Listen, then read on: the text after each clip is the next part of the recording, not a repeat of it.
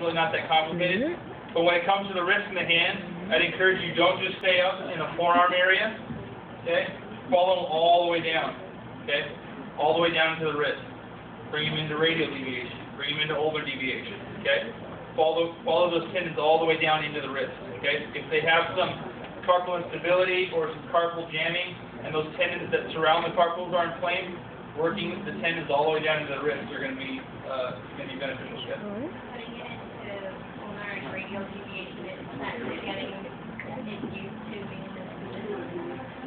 If you get used to what? Being in that position. Can you do the supination one? The supination one. You guys stop talking for a while? What, he just done that? Yeah. I understand why you would go into the why the radial or ulnar deviation. Are you just getting different? So if I'm working on the extensor carpi radialis, I'm going to get more length in it if I go into ulnar deviation. Okay. It's going to be subtle, but it's going to be more length. Okay? And with the wrist extension and ulnar and radial deviation? Same thing. So if I'm working on the extensor carpi ulnaris, I'm going to get more length in it if I go flexion and radial deviation. Okay?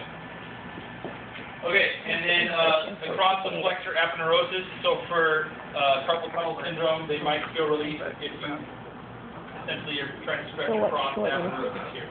What's shortened? Oftentimes, when there's biceps pathology or elbow pathology, working down, remember that there's an aponeurosis here. The biceps tendon inserts onto the radial head, but it also inserts down into the aponeurosis, so that can be an inflamed area too. Okay, so really soft tissue of the elbow, wrist, hand kind of goes in conjunction with each other, and it's not really that complicated. It just goes back to anatomy. Okay.